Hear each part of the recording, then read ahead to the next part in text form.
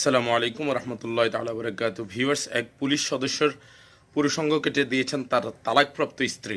বিস্তারিত দেখুন সময় টিভির করা রিপোর্টে। বিশেষাঙ্গ কেটে নেন। তবে বাস্তবে এই ঘটনায় এমন দুটি ঘটনা সিনেমাকেও হার মানালো। তার মধ্যে একটি ঘটনাই ঘটে আবার পুলিশ সদস্যের সঙ্গে। পারিবারিক কলহের কারণে পুলিশ সদস্য ইমদাদুল হক দ্বিতীয় স্ত্রীকে তালাক দেন, কিন্তু তার সঙ্গেই আবার হোটেলে অন্তরঙ্গ মুহূর্ত কাটাতে যান তিনি। কিন্তু কৌশলে ওই নারী আগে থেকেই সঙ্গে থাকা ব্লেড দিয়ে ইমদাদুলের বিশেষ অঙ্গে আঘাত করে। রক্তক্ষরণ শুরু হলে চেপে ধরে হাসপাতালে যান ওই পুলিশ সদস্য। অবস্থা গুরুতর হওয়ায় ব্যান্ডেজ করে তাকে ঢাকায় পাঠানো হয়।